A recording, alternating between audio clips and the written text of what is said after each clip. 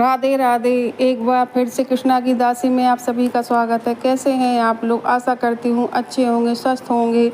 माता रानी की कृपा आपके जीवन में सदा यूं ही बनी रहे और माता रानी आपके जीवन में सुख समृद्धि बनाए रखे। इसी कामना के साथ वीडियो की शुरुआत करते हैं। 22 सितंबर से नवरात्रि प्रारंभ हो रही है और माता रानी इस बार 10 दिन भक्तों को दर्शन देंगी और बहुत ही शुभ संयोग के साथ नवरात्रि आ रही है, क्योंकि इस बार नवरात्रि का एक दिन चतुर्थी तिथि बढ़ गई है, जिसकी वजह से माता रानी हमें 10 दिन दर्शन देंगी और माता रानी की भक्ति करने का हमें अवसर 10 दिन का प्राप्त होगा। तो इस बार बहुत ही विधि विधान से आप लोग पूजा करिएगा। तो चलिए आइए जानते हैं कि नवरात्रि को हमें किस प्रकार पूजा करनी है। घट स्थापना का शुभ मुहूर्त, अभिजीत मुहूर्त क्या है। 22 सितंबर से नवरात्रि की शुरुआत हो रही है, 3 सोमवार से। तो माता रानी की पूजा आप लोग बड़ी ही विधि विधान से करिएगा ताकि हमारे जीवन पर माता रानी का आशीर्वाद बना रहे। तो चलिए आइए जानते हैं शुभ मुहूर्त। घट स्थापना का शुभ मुहूर्त है सुबह प्रातः 22 सितंबर को सुबह 6:09 से सुबह 8:06 तक रहेगा। पहला अभिजीत मुहूर्त है, दोबारा से सुन लीजिए आप लोग। सुबह 6:09 से 8:06 तक रहेगा। और दूसरा मुहूर्त है, अभिजीत मुहूर्त है, 11:49 से लेकर 12:38 तक रहेगा। इसी समय आपको घट स्थापना करनी है। अगर आप सुबह के समय अभिजीत मुहूर्त में कर सकते हैं तो बहुत अच्छी बात है। सुबह आप 6 बजे अगर घट स्थापना कर सकते हैं तो बहुत अच्छी बात है, क्योंकि सुबह अभिजीत मुहूर्त मिल रहा है और 11:49 पर जो अभिजीत मुहूर्त मिल रहा है वो भी बहुत ही शुभ है। तो आप देख लीजिएगा, क्योंकि आपको इसी बीच में घट स्थापना करनी है। अगर आप जवारे बोते हैं या मतलब घट स्थापना करते जवारे नहीं बोते हैं तब भी आप घट स्थापना करनी चाहिए। अखंड ज्योति जलानी चाहिए, क्योंकि अखंड ज्योति से माता बहुत ही प्रसन्न होती है। माता की ज्योति जलाने से हमारे घर में सुख समृद्धि आती है, इसलिए हमें अखंड दीपक अवश्य जलाना चाहिए और घट स्थापना करनी चाहिए। अगर हम नवरात्रि का व्रत नहीं करते हैं तब भी हमें घट स्थापना अवश्य करनी चाहिए। तो आप इसी अभिजीत मुहूर्त में घट स्थापना करिएगा और माता रानी की कृपा पर सदा बनी रही, यही मेरी कामना है। जय माता दी।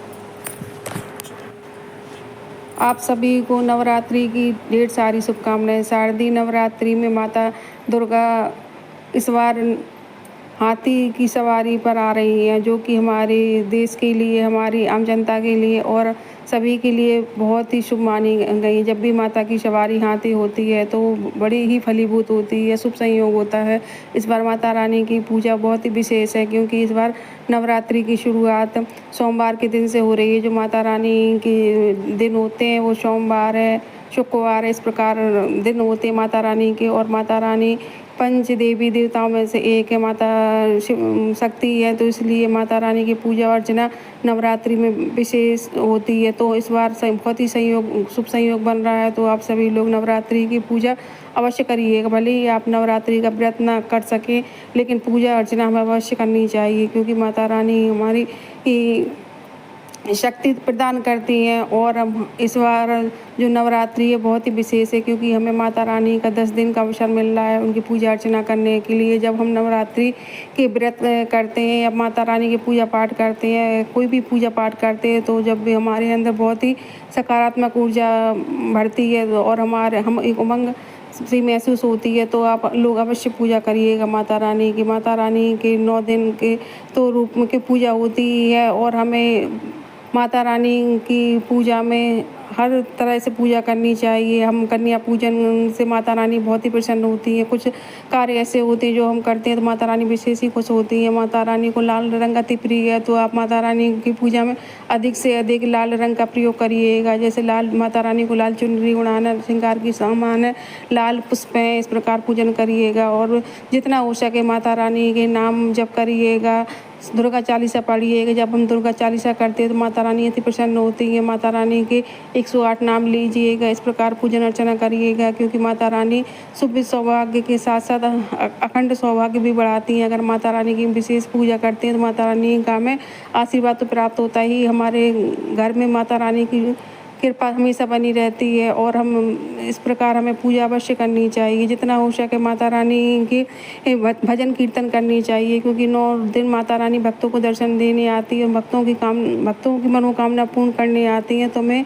नवरात्रि के अवसर को ऐसे नहीं जाने देना चाहिए। बहुत ही विशेष तरीके से पूजा आप ना कर सके तो जो रोज़ की पूजा है, दैनिक पूजा है जो हम करते हैं, दोनों समय की आरती करिएगा, भजन करिएगा। हो सके तो अगर आप अखंड ज्योत जला सकते हैं तो ज्योत जलाइएगा, क्योंकि माता रानी ज्योत से अति प्रसन्न होती हैं।